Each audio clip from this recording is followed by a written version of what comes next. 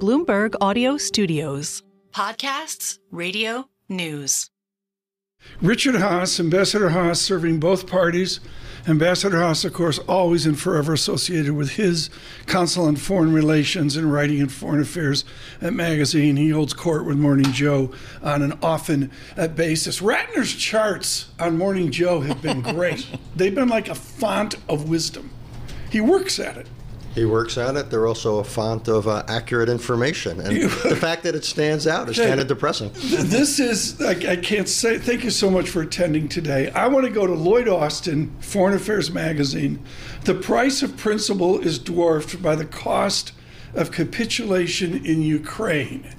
I guess we have a new Secretary of Defense and the apparatus around it. Can anybody that you see there based on Trump loyalty work at the level of a four-star general? Well, let's just take a step back.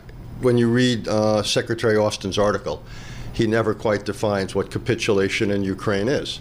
So I was not overwhelmed with the piece. Does capitulation in Ukraine mean anything less than Ukraine regaining its 1991 borders is capitulation? If that's the case, we are unavoidably capitulating because there's zero chance Ukraine's going to be able to achieve that militarily. So we feel, first of all, we got to define what's our definition of success there? What's a reasonable outcome? And clearly we're going to have to move to the negotiating table because we can't get there simply on the battlefield. Will Europe join us at the negotiation table? How lonely is President-elect Trump in get out of Ukraine? Well, again, I wouldn't necessarily say it's get out of Ukraine. At the negotiating table will be Ukraine and Russia. The question is, what is U.S. and European policy in the background? Are we prepared to continue to support Ukraine enough so the Russians will see incentive to compromise? The Russians have to feel the pain of this war. Unless they do, they won't compromise. So what has changed for Russia and Ukraine in the last week with this election? Has anything materially changed? That's a good question. I don't have the answer to it. I mean, you can see the direction of a lot of the appointments on China, and we can talk about that. Secondarily, probably on the Middle East, less clear on Ukraine.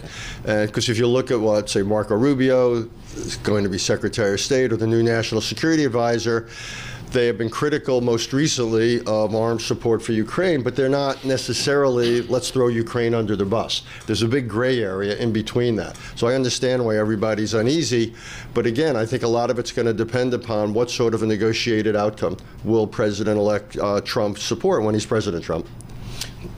How much is in our hands, the U.S. hands, versus Ukraine and Russia in terms of making the next step to maybe getting to a negotiation? Do we have any real influence in pushing that forward? Absolutely. We need to be sufficiently supportive of Ukraine so Putin begins to question his assumption that time's on his side. He can just wait out the United States on the West.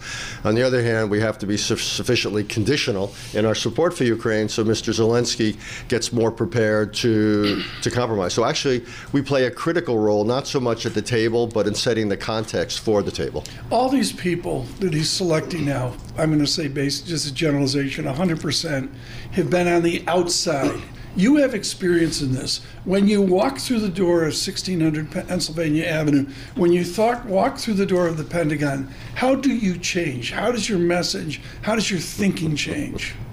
It reminds me a little bit of Mario Cuomo's comment that you campaign in poetry and you govern in prose. When you walk inside the doors, you start governing in prose at a level of detail, at a level of implementation. When you work on the Hill, you can propose this or that resolution or legislation, it passes, and then you're on to the next piece of legislation. Right. The big difference in the executive branch is you own it.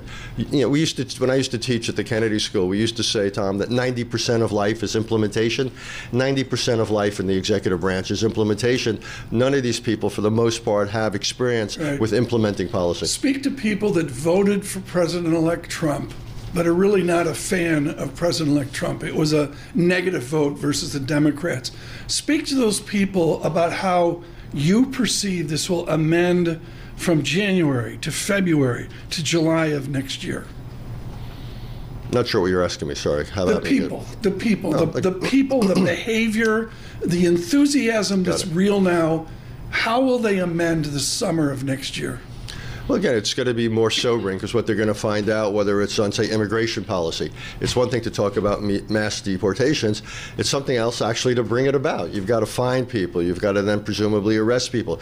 If you want to deport people, you've got to get through legal challenges. You then have to find host countries willing to take them. You've got to deal with the physical and economic disruptions of it. And every conversation we can have, again, right now we have sort of positions that have been staked out. Actually making them policies, translating into policies is going to be difficult. And then also in other areas, like, for example, you've talked a lot here about tariffs and the like. There's going to be consequences to those. And one can't just be, quote unquote, pro-tariff. One's going to have to say, well, what about the inflationary effects of that and so forth? So in every one of these areas, we're going to have to deal with the knock-on effects of these articulated stances. What do you make of just the cabinet picks that we've seen this week from the president-elect? What's your takeaway? It's a mixed bag. I thought I was somewhat reassured by Senator Rubio and the fact, not quite a cabinet position, National Security Advisor. Mr. Waltz. Mr. Waltz, yeah, he's worked in the executive branch, he's worked in the Pentagon, so he has the most experience. Vita said the same thing. He has the most experience of anybody. They're both internationalists, both very tough on China, though exactly what that translates into being in policy is not clear. But I basically felt that was fine. Much less comfortable with the choice for intelligence and, above all, for Secretary of Defense. Again, this is somebody without any governing experience. The Pentagon's one of the biggest, if not the biggest, management job in the government, and to put someone in that seat who doesn't have experience, to me, is eye-watering. We're going to come back with Richard Haass. I have to ask the journalist a question. Would you serve within this new administration? The odds of me being asked, Tom, are about equal to your being asked. Thank you. Richard Haass, speaking the truth. We will come back with Ambassador Haass here. So much to talk about. Huge response on YouTube for our conversation with Ambassador Richard Haass. So identified with the Council on Foreign Relations, he has a new shingle out at Centerview Partners. What are you doing for Centerview Partners? Spending a lot of time talking to CEOs about the world and how it affects their business plans, supply chains, markets, you name it, and also trying to increase our international business. So I've been traveling around the world doing what I can there. One thing I've learned doing this new project, Richard, is the international nature. Paula, good morning in Santiago, Chile. Chile offers expats and people leaving America a vibrant and diverse experience. You can benefit from the country's thriving job market, affordable cost of living, and rich cultural heritage. Nice. Richard Haass on the people out there that want to leave America now. What do you say to them? I'm not big on leaving America. This country is still the greatest experiment on earth, and if you have problems or difficulties, then stay in the system and work.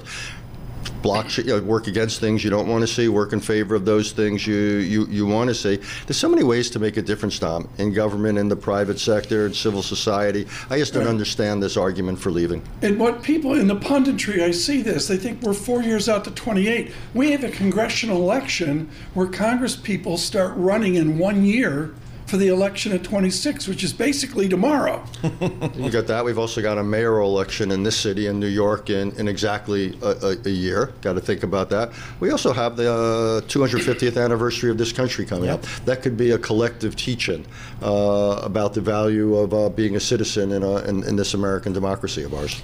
Richard, talk to us about the challenges of China here for this new Trump administration. Where do you think the U.S. is going as it relates to China these days? What's clear to me is the direction, in the sense that we are going to become tougher, particularly on the economic side. I think that's clear. And by the way, that had already happened under the Biden administration, which continued the previous Trump administration. Right. I think there the arrows are pretty clear. The biggest question I have is, to what extent are we prepared to resist China geopolitically?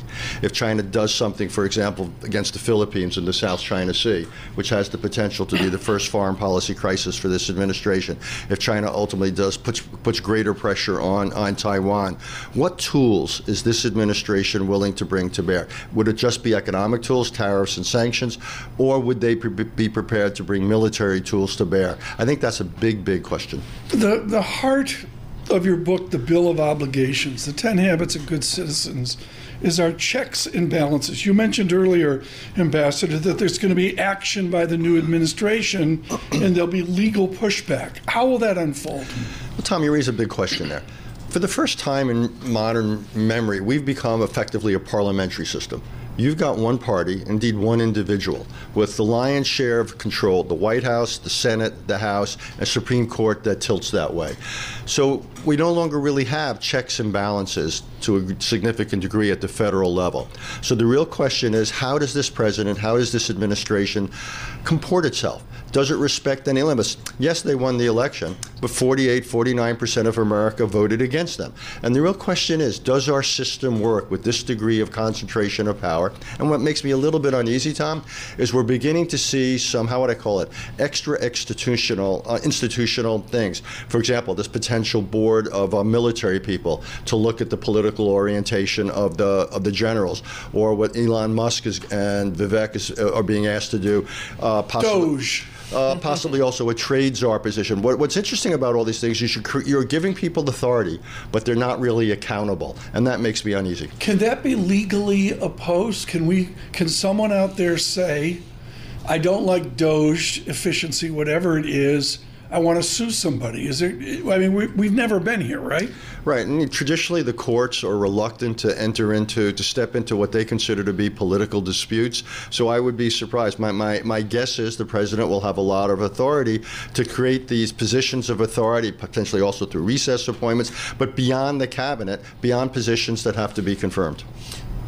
Elon Musk, you mentioned Elon Musk. I think a lot of our listeners and our viewers are wondering, what role is he going to really play in this government, do you think?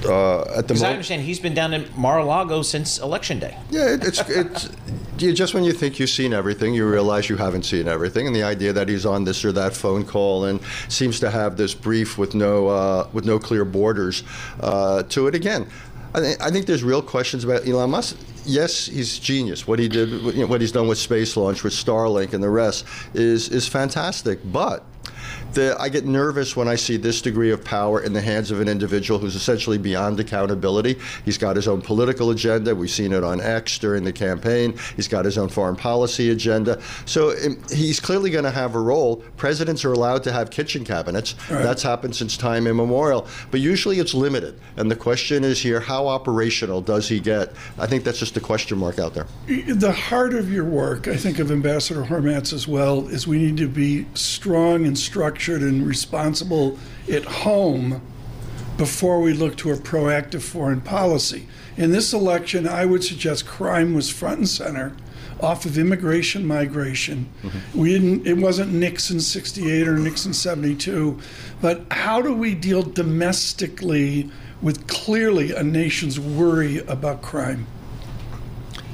Well, I mean, first of all, you're right. I think the border had tremendous impact along with inflation and so forth. The first thing I'd say, Tom, is not to have less foreign policy. Our problems at home are real, but they're not caused about what we're doing or spending in the world. As a percentage of GDP, all of our defense is still only roughly half what we did during the Cold War. Look, on crime, there's no one thing, but I would basically say it's where the Democrats got it so wrong with defund the police. We ought to fund the police. We ought to train the police. We ought to expand the police and make them more professional. And yes, they've got to be accountable, but we need more police, so we need better police.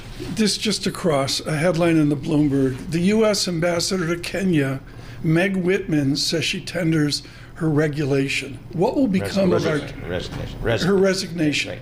Tenders her resignation as ambassador to Kenya. What will become of a conventional State Department? Well, again, Marco Rubio is not a revolutionary. On the other hand, he inherits a much weakened State Department. The best and the brightest no longer are joining the Foreign Service. State Department has lost enormous influence to the National Security Council, which has grown topsy-turvy over the last few administrations. So Marco Rubio is one of his big challenges, in addition to the world, in addition to wars in the Middle East and war in Europe and the challenge of China. Marco Rubio is going to look inside this building and he's going to say, oh my God, I do not have the horses I need. And that's going to be a real problem for us. It's going to hold them back.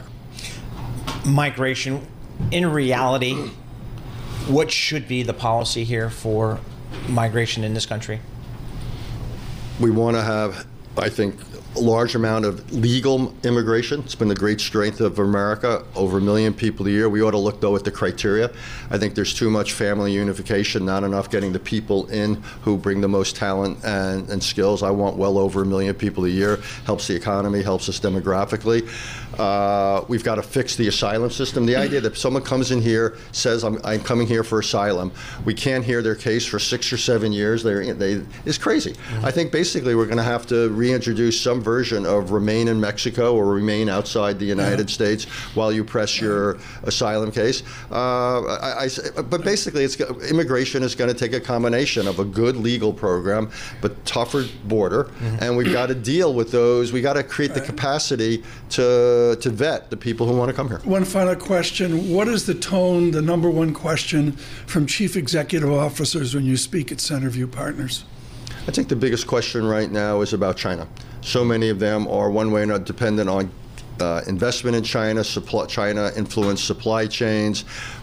Particularly those in the technology space, Tom, they want to know is what is the political environment they're going to be operating in, whether it's regulation, tariffs, sanctions. Also very concerned about what about geopolitics and how might that affect the U.S.-China relationship. But I think for a lot of Americans, that's issue number one. I would say for a lot, issue number two might be Mexico.